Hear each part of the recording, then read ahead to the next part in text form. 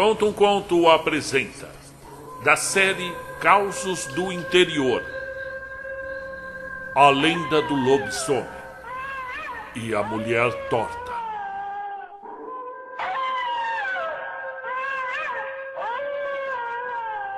Narração Marcelo Fávaro.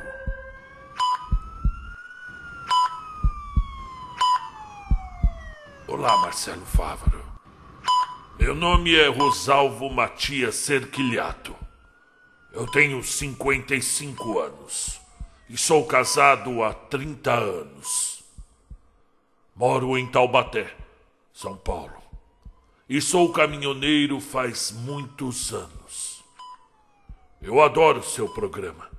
Depois que eu ganhei um pendrive do meu sobrinho, com todos os seus contos narrados, minhas noites na estrada ficaram mais descontraídas e também sombrias.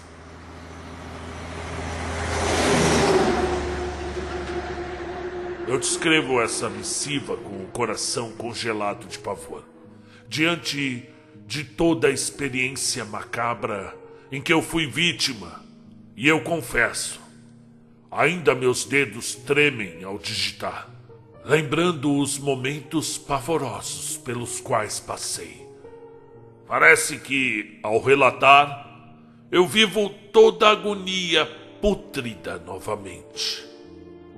Entretanto, eu considero minha obrigação manter meus queridos companheiros de estrada precavidos de tais anomalias presentes nas infindáveis estradas desse país.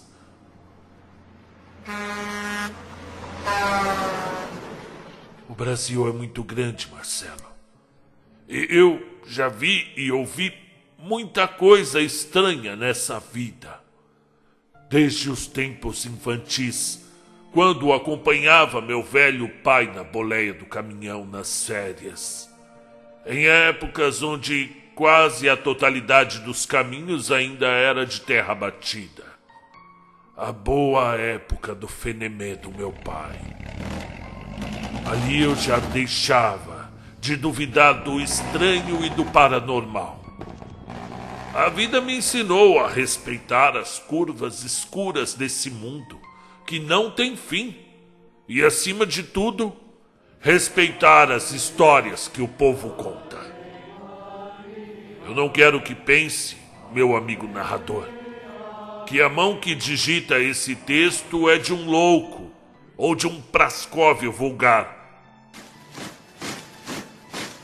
Eu tive acesso à educação formal num colégio militar em Belo Horizonte. Li e leio muito e posso garantir, o valor ou a veracidade dessas palavras equivalem à pena da lei que rege uma sociedade. O que eu digo é efetivo, autêntico, e a subjetividade referente a esse preâmbulo não deve induzir seus ouvintes ao erro. Eu peço, portanto, para quem tiver a caridade de ouvir essa narrativa, que guarde o seu escárnio. Não ria de quem apenas deseja que ninguém nessa vida nunca mais passe pelo que eu passei. Como eu disse, eu sou um caminhoneiro. Descia de Lavras, em Minas Gerais, para o Rio de Janeiro, voltando com o caminhão vazio depois de uma entrega em Nepomuceno. Uma viagem rápida para quem já enfrentou diversas ocasiões, travessias pela Transamazônica até os confins do Pará. Não havia nenhum obstáculo que me impedisse de tomar um bom café da manhã com a minha família. Apesar de cansado pelo ritmo que vinha empregando nos últimos meses, por conta de um tratamento médico que o meu filho do meio precisava se submeter, ainda assim eu tinha completa consciência de que aguentaria dirigir a noite toda. Noite, aliás, que se mostrava obscura, pelo menos até a lua nascer mais tarde. Noite silenciosa, Marcelo. Noite sem muitos carros vindos no sentido contrário.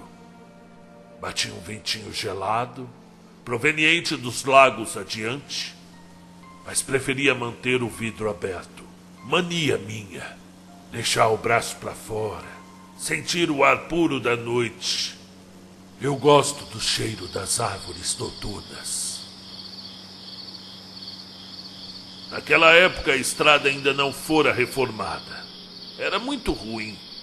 Entretanto, não valia a pena a volta que eu faria em busca de estradas que, para falar a verdade, pouco diferiam da BR-265. Então, dei um beijo no crucifixo de prata que sempre carreguei comigo e enfrentei a famigerada e esburacada rota, torcendo para não perder nenhum pneu pelo caminho. A peça religiosa, o crucifixo, foram um presente de minha esposa em ocasião de visita à Aparecida do Norte, há muitos anos. Uma cruz muito bem trabalhada, com 20 centímetros de comprimento por 15 de largura. Eu nunca viajei sem ele. E por Deus, Marcelo Fávaro, somente estou vivo por causa desse objeto. Vinha em uma velocidade não tão boa nos últimos quilômetros, quando resolvi estacionar próximo a Itutinga, onde antigamente havia uma velha paragem de viajantes. Vontade de urinar, tomar um café, nada demais. Nesses horários, em meio às brumas, quase ninguém vê essa parada. Fica atrás de umas árvores altas. Fui direto ao banheiro, que a princípio parecia deserto, com aquela lâmpadazinha laranja e fraca, tudo muito antigo, com a aparência de muito uso. Já estava lavando as mãos quando ouvi um forte grasnado vindo do interior de um daqueles boxes. Eu não sou de me assustar. Entretanto, o grasnado veio seguido de um pigarro nauseante. O ocupante do box ainda emitiu uma sonora praga e soltou alguns palavrões logo em seguida, antes de abrir a portinha. Mas que inferno! Que merda! Pros diabos! Logo veio um odor horrível de lá. Uma mistura de esgoto com bicho morto veio acompanhando o senhor do sanitário. Salve, companheiro, disse o homem. Boas noites, meu chapa. Salve. Esfriou bem essa noite, meu chapa, disse ele ainda pigarreando, agora na pia. Ah, sim, respondi tentando encurtar a prosa. Noite fria não é comum desses meses. Pois é, veja a minha situação, disse o homem, ainda lavando as mãos demoradamente ao meu lado. Vir parar justamente aqui ao teu lado numa noite dessas. E por que você diz justamente? Deixei escapar essa pergunta de forma involuntária. Por quê? Por quê, meu chapa? Apesar de estarmos num grande fim do mundo, sozinhos nessa noite gelada, ainda assim você é um cara de sorte.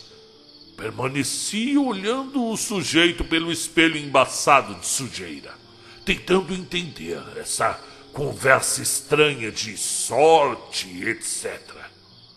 O homem deveria ter quase a minha idade.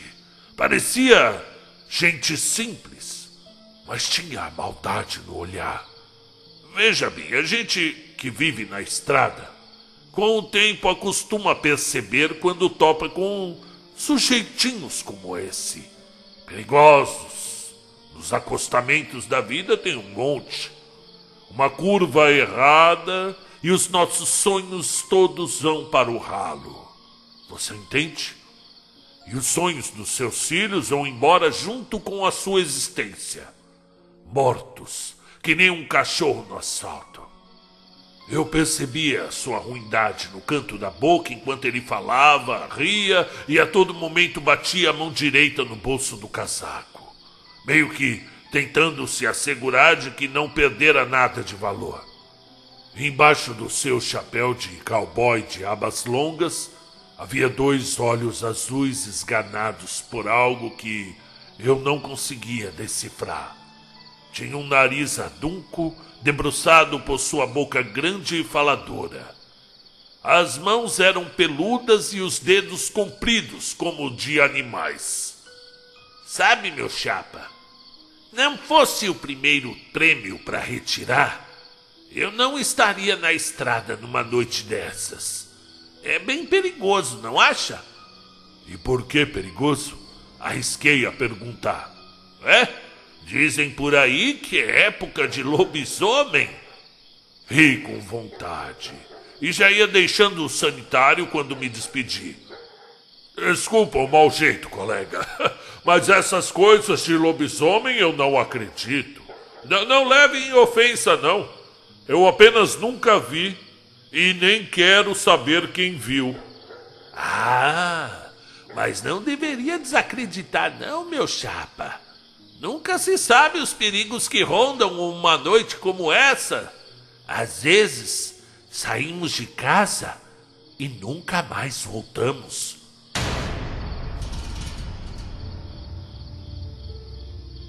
Que prosa mal atravessada, homem. Se vós mercê não tem um assunto melhor para puxar, me dê a sua licença que eu vou seguir meu caminho. Espera aí, amigo. Começamos mal. Deixa que eu desfaço o mal entendido. Vamos lá para dentro. Deixa eu te pagar um café. Bom, se deixar de babuzeira de lobisomem e essas coisas, tudo bem, disse contrariado. Deveria mesmo era ter entrado no meu caminhão e nunca mais passar por ali. Deveria, mas não sei por qual motivo resolvi acompanhar o sujeito na paragem. O local era como são esses locais. Balcão longo de madeira encebada, muitas bebidas e um velho encarregado de servir. Mas naquele momento, esse velho roncava, feito um porco bravo. Todo o local oferecia uma estranha sensação de abandono. Algo de lúgubre, sabe? Misturado com os móveis antigos que há muito não eram limpos, dando em mim um calafrio inexplicável. Um fio meio desencapado descia das telhas até a fraca lâmpada, a única iluminação do estabelecimento, que ficava piscando fraquinha. O café estava em cima do balcão mesmo, na garrafa térmica. Tomamos um gole e o homem voltou a falar. Veja só, meu amigo, disse olhando para os seus dedos enrugados e peludos em cima do balcão. Qual não foi minha infelicidade? Estive agora em Perdões. Conhece Perdões? Claro, não é longe, devolvi. Pois bem, fui a Perdões velar minha última irmã, disse olhando com tristeza para o copo vazio de café. Meus sentimentos, colega. Então, meu chapa, sabe como é difícil perder um ente tão querido?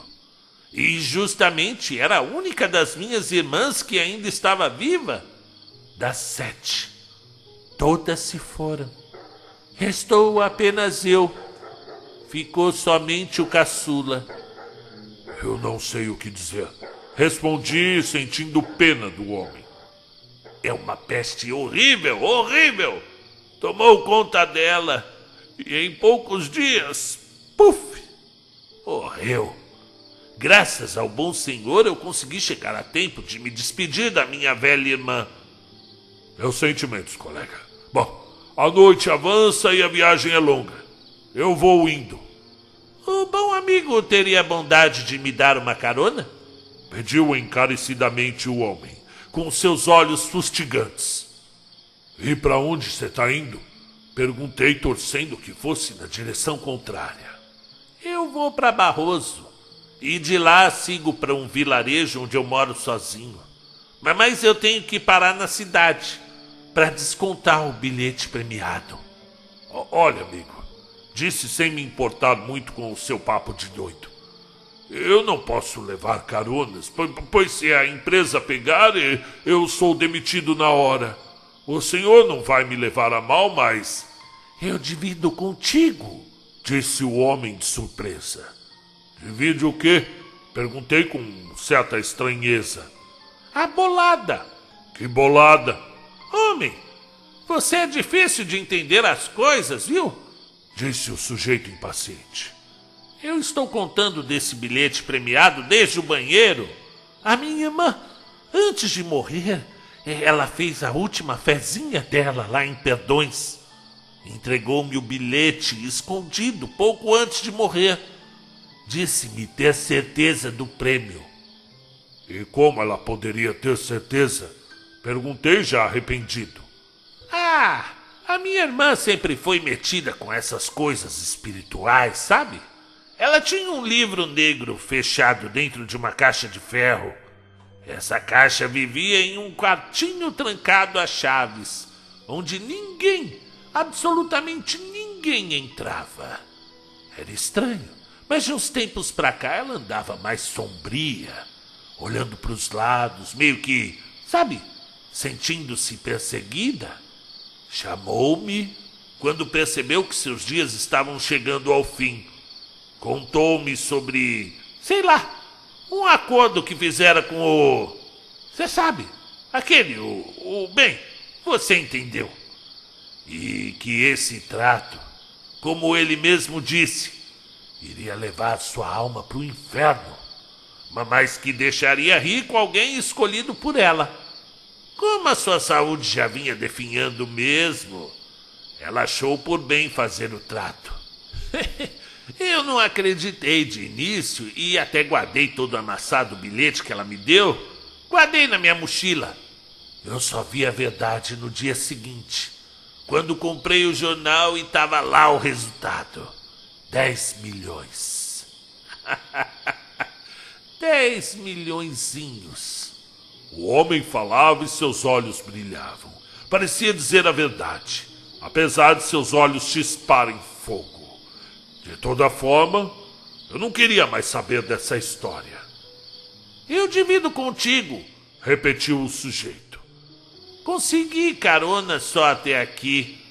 Se não chegar a Barroso, na lotérica, até às 8 da manhã, o bilhete perde valor. Não precisa disso, expliquei. É que eu não posso mesmo levá-lo. Regras da empresa, você sabe. Eu não tô brincando, meu chapa. É grana na mão, disse o homem. Eu tenho certeza que 5 milhões ajudariam muito a sua família. Pensei no mesmo instante no meu filho. Esse dinheiro, ele pagaria o seu tratamento e arrumaria minha vida. Quem sabe eu poderia comprar uma frota de caminhões e me aposentar de vez das estradas. Por outro lado, parecia até que ele conhecia minha história. Do jeito que ele falou, eu fiquei desconfiado. E como eu vou saber se é verdade? Perguntei olhando de lado. Ora, não seja por isso. Olha aqui esse bilhete, disse tirando o papel do bolso. Agora leia o resultado do jornal de ontem. Realmente, o sujeito tinha um bilhete premiado. Era impressionante.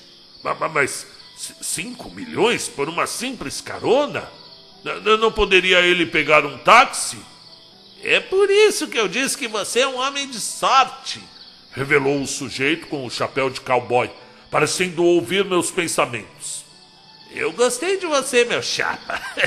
Senti que você merecia uma chance. Horas, pensei. Só pode ser um bruxo esse estranho. De toda forma, que mal haveria de levar um homem até Barroso? Teria de esperar abrir o banco, mas até então, se fosse mesmo verdade, eu estaria feito. De acordo, meu chapa. Repeti já, procurando as chaves do caminhão no bolso. Vejo que é um homem decidido, respondeu o sujeito. A estrada continuava ruim, e algo que daria no máximo 2 horas, levaria por volta de 4 ou 5. O jeito era ir devagar. Estrada escura, vento gelado, barulhos estranhos na mata. Aquele homem do meu lado, tudo estava me deixando nervoso. Minhas mãos suavam no volante. Era tudo confluindo para aquelas noites que a gente faz questão de tentar esquecer. Resolvi puxar assunto para distrair. Então, homem, o que você falava sobre suas irmãs? Eram 6. Todas mulheres. Todas muito boas quando crianças. Mas depois de adultas, infelizmente cada uma foi entrando em uma estrada errada diferente. É impressionante, não é? Como é que o ser humano tem a capacidade de tomar péssimas escolhas? E agora sobrou somente o caçula. Ou seja, eu mesmo, o 7º filho. Disse soltando pequenos risos. Mas todas morreram de doença? Indaguei curioso enquanto acendia um cigarro. Não, absolutamente. Respondeu ainda sorrindo o seu sorriso amarelado.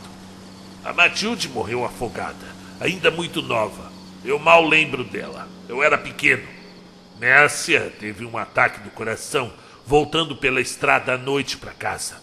Disse que foi susto. Mariana ficou louca, morreu no sanatório. A Marlene, coitada, um dia atacou fogo na casa. Chegamos da cidade e ela cabia numa caixa de sapatos. Mirabel foi encontrada na estrada, quebrada ao meio, torta, como se realmente algum carro tivesse acertado bem na sua cintura, quase partindo ela ao meio. O engraçado, ele continuou rindo, é que ela não desentortava de jeito nenhum. Foi engraçado mesmo. Meu tio, que era carpinteiro, que fez às pressas um caixão em L para coitada. O povo passou a chamá-la de mulher torta. Ainda mais depois que o Fafafa chegou uma noite desesperado da cidade, dizendo que viu minha irmã na estrada.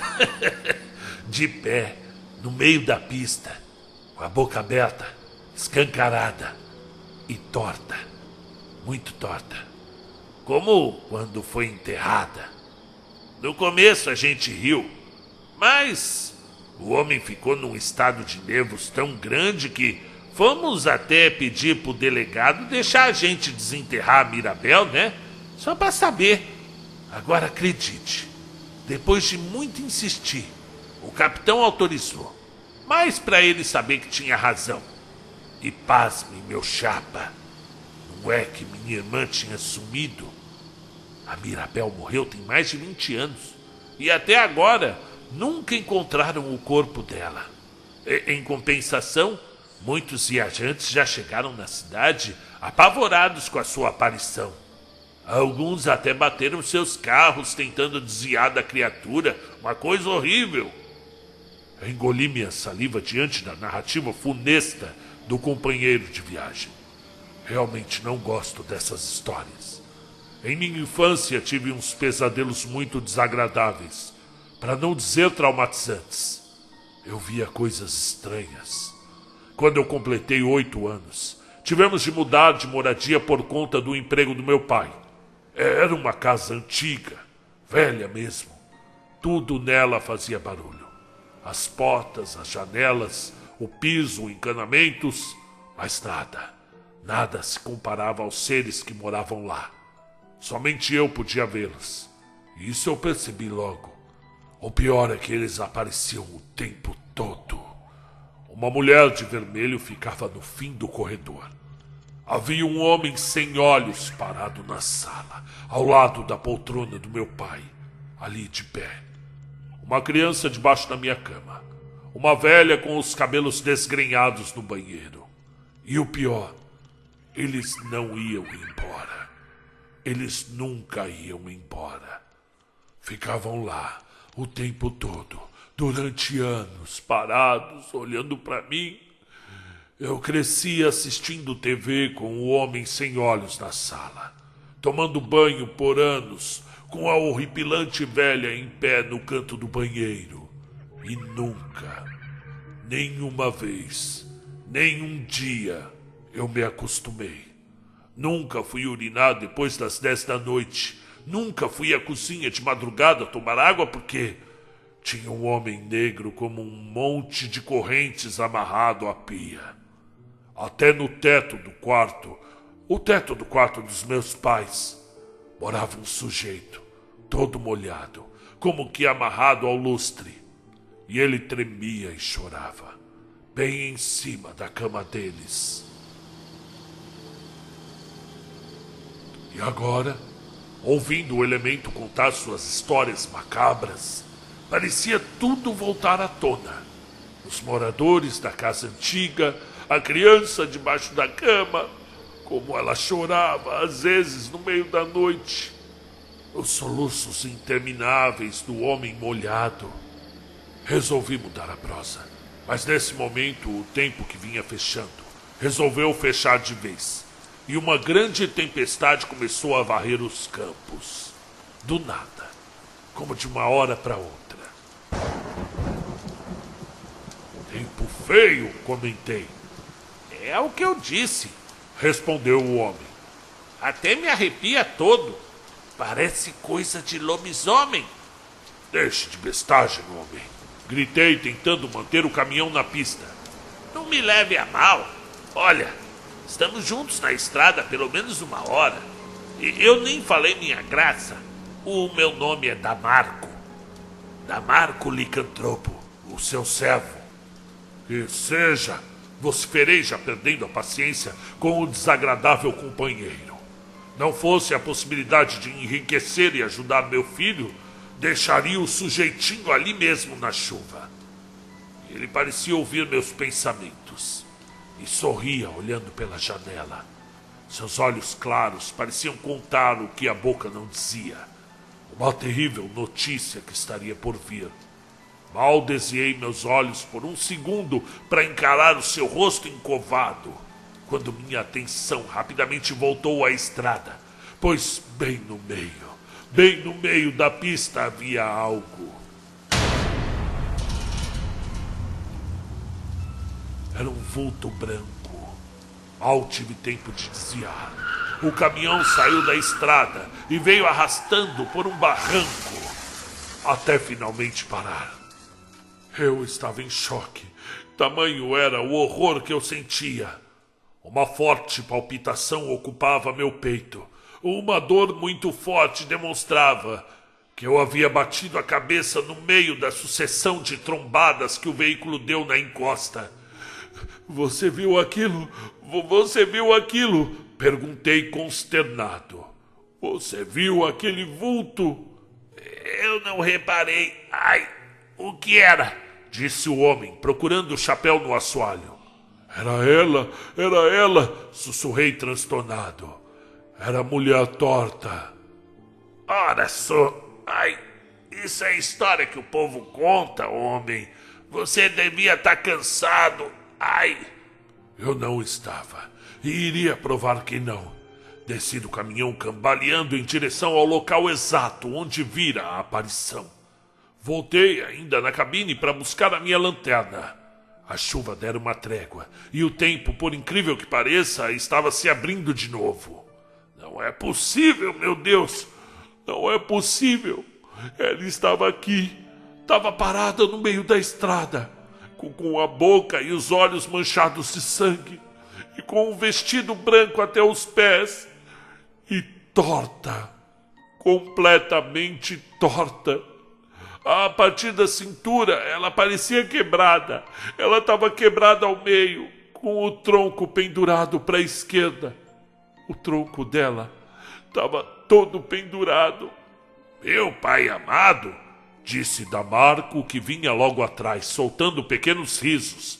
Agora, vendo você falando, eu me arrepiei todo. Olha só o meu braço. Eu não estou brincando, homem. Era mulher torta, era sua irmã. Senti uma fraqueza nas pernas e, por alguns instantes, me ajoelhei. Eu acho que minha pressão baixou. Eu sei que um suor frio passou pelo meu rosto. Fechei os olhos por um instante. Ali, sozinho naquela noite fria e escura, com um sujeito agourento que mais parecia o Sete Peles. Permaneci assim por uns segundos, e quando abri novamente os olhos, o homem havia desaparecido. Damarco! Camargo! Colega! Meu chapa! Vamos embora daqui? Cadê você? Eu gritava sem nenhuma resposta. O homem sumiu, pensei. O homem sumiu. Dane-se o dinheiro, eu vou tirar o caminhão do morro e sumir daqui pra nunca mais. Foi nesse instante que eu ouvi um ganido monstruoso. Um barulho gutural, rouco e cheio de ódio. Reparei que a lua acabara de surgir, cheia e redonda como uma moeda antiga.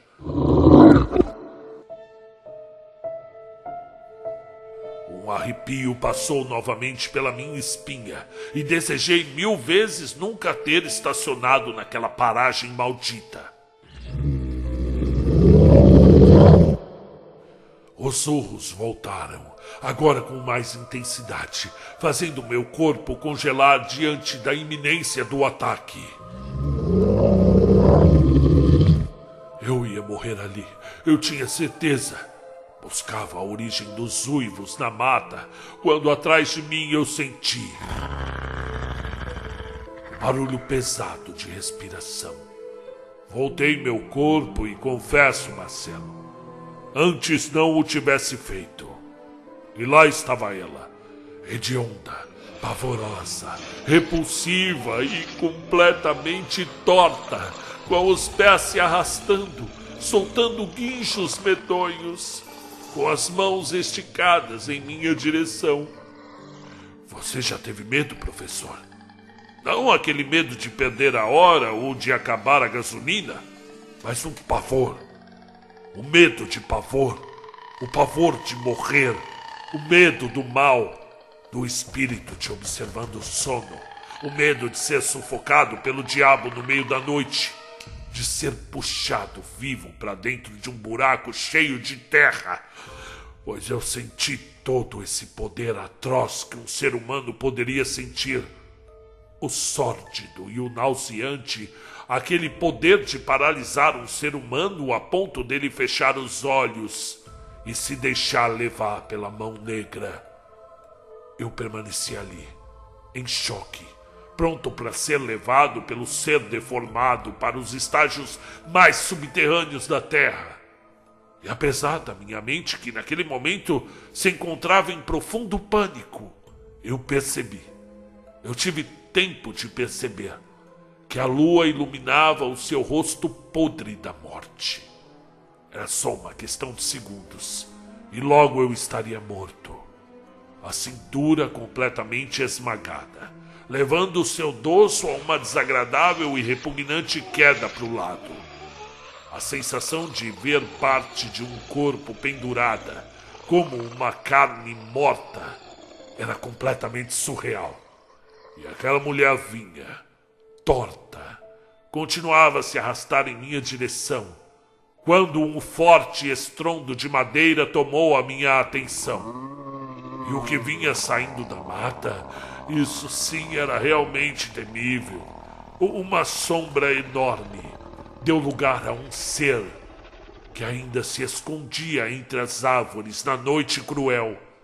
O caliginoso se aproximava vagarosamente, como que estudando os meus próprios passos. Emitia um grunhido odioso, e de dentro do seu esconderijo eu já podia enxergar seus olhos chispando chamas. Foi doloroso ver a criatura deixar o seu posto entre os galhos. Aquilo era surreal. Era um ser canino, com repudiados pelos pardos, abomináveis patas superiores longe do chão, já que a anomalia se movimentava apenas com as patas traseiras, dedos longos, com unhas afiadas e um dorso completamente vigoroso. O rosto que mais parecia o de um lobo cheio de ódio, com presas enormes, soltando líquidos viscosos pela boca. Seus olhos, como eu disse, soltavam chamas avermelhadas. E toda a sua compleição era de um enorme cão, mas andava como um homem e tinha o tamanho de um gorila. Fui desperto da letargia momentânea e corri para o caminhão com a aberração ao meu encalço.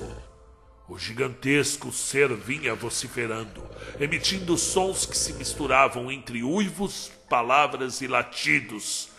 Latidos odiosos.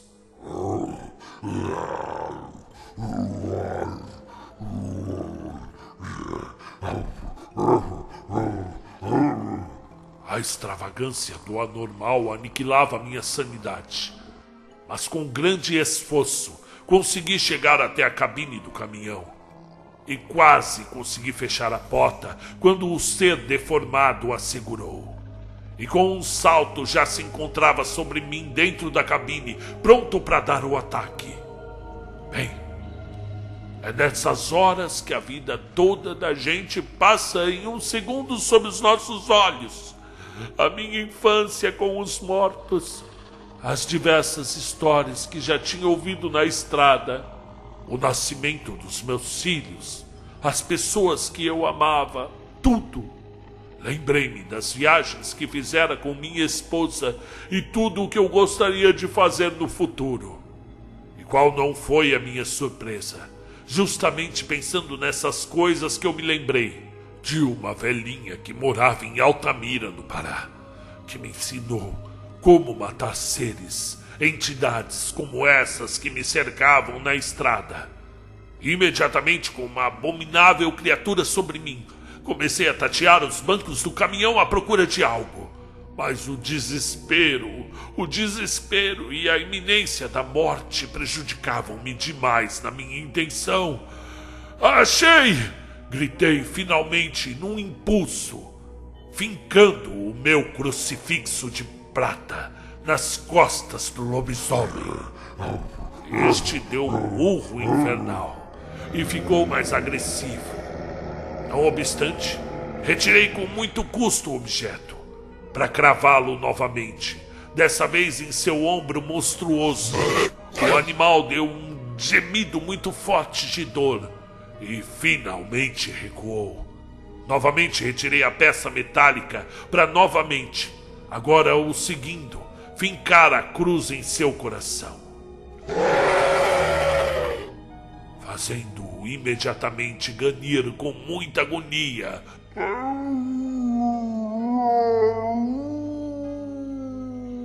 A forma animalesca deu voltas antes de cair ao chão, dando um verdadeiro espetáculo de horror em mutação hedionda, transformando-se em um humano novamente. Caros ouvintes do canal, qual não foi minha surpresa ao observar penalizado que o ser das trevas não era ninguém além de Damarco Licantropo, o viajante desagradável, ali, estirado ao chão, morto como um cachorro. Por alguns segundos eu fiquei contemplando com ojeriza a besta reduzida a um cadáver comum. Então entrei no veículo e com dificuldades consegui colocá-lo de novo na estrada. É difícil explicar, Marcelo, o sentimento de alívio quando os primeiros quilômetros ficaram para trás depois de um verdadeiro perigo. E sequer senti os buracos do asfalto que continuaram a me acompanhar na estrada. Eu já imaginava ter de vez me livrado daquelas maldições quando vi, no final de uma grande ladeira, ela, parada no meio da pista, horrorosa, torta, pendendo seu corpo mutilado. Fui parando e encostei o caminhão a uns 500 metros dela. Olhei bem para a aparição e não tive dúvidas. Acelerei como nunca. O monstro ainda tentou desviar. Mas eu fui mais rápido. Eu acertei bem cheio, passando por cima da desgraçada, com as 12 rodas do lado esquerdo. Eu mal tinha visto uma curva perigosa logo em seguida. Eu fui enganado pelo ser perverso. Ela queria que eu passasse por cima dela.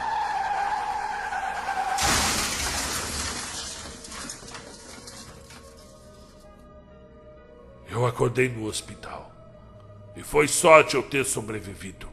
Pelo que os médicos atestaram, foi um milagre. E por isso eu te escrevo, Marcelo. Para que os viajantes noturnos tenham cuidado. E que não duvidem das histórias que o povo conta. E sempre, sempre antes de pegar estrada, rezem para o Senhor. E principalmente para a Virgem Maria. Eles o protegerão. Rosalvo Matias, de Taubaté, São Paulo. Para o canal Conto um Conto. Muito bem, sejam muito bem-vindos. Aqui quem fala é o narrador da história e também o autor. Eu escrevi O Lobisomem e a Mulher Torta há alguns anos. E, inclusive, um grande amigo meu, um artista chamado Rivail, ele está transformando esse conto numa história em quadrinhos. E ele está fazendo de uma maneira muito carinhosa, com muito esmero, muito cuidado. E eu venho acompanhando e admirando o trabalho dele, ficando maravilhado. E queria agradecer esse meu amigo Rivail. Quem quiser pode encontrá-lo no meu Instagram, é só digitar lá Rivail que você vai encontrar. Se quiser conversar comigo, falar o que achou dessa história, pode também me seguir no Instagram, Conto um Conto _Favaro, ok? E quem gostou, essa é uma história autoral. Tem gente que, além de ouvir as histórias que esse narrador conta, também gosta de ouvir as histórias que esse narrador escreve. E uma delas que eu aconselharia, que eu ofereceria para vocês ouvirem, é A Funerária do Rock. É uma série com 3 temporadas. Tem também outras histórias, né? Como a do Américo Lobo, que é meio no estilo para quem gosta de Sherlock Holmes, uma mistura de Sherlock Holmes com paranormalidade, algo que eu escrevi com muito carinho. Temos os relatos policiais, Steve Today, que é uma história, como o nome já diz, é um policial mais velho que conta alguns mistérios que permearam a passagem dele pela polícia nos 30 anos que ele serviu. Tem o Homem do Terno Vermelho, que é um pouco divertido, um pouco diferente de ouvir, e várias outras histórias que são desligadas do grande universo daquilo que eu venho escrevendo há alguns anos, que compõe o universo da Encruzilhada das Almas. Então, você pode começar pela Funerária do Rock, depois ouvir a Encruzilhada das Almas, temporada 1, temporada 2, ouvir algumas do Américo Lobo, algumas do Homem do Terno Vermelho, algumas do Steve Today, e depois ouvir a 3ª temporada da Encruzilhada, que está no meio aqui no canal sendo publicada. Tem outras também que talvez vocês gostariam de ouvir. Dórtomos, que são os Insones em Jaipur, tem a Ilha das Cobras, que eu gosto muito, Terror nas Ondas do Rádio, Menino é o Pai do Homem, Alice, um Conto de Natal, tem a história do Funeral do Meu Melhor Amigo. São livres um do outro, que eu gosto muito também. Também tem a participação do Américo Lobo nessa história. O Mistério de Catan, que é bem soturna, misteriosa também. Então, se você gostou dessa história do lobisomem, talvez você vá gostar também de algumas histórias que eu escrevi em conjunto, histórias que se interligam num universo maior, que é o universo de uma cidade misteriosa do interior chamada A Encruzilhada das Almas. Eu quero agradecer muito você que chegou até aqui e pedir que você se inscreva e deixe seu like, além de comentar, é claro, o que achou da história. Muito obrigado e até a próxima.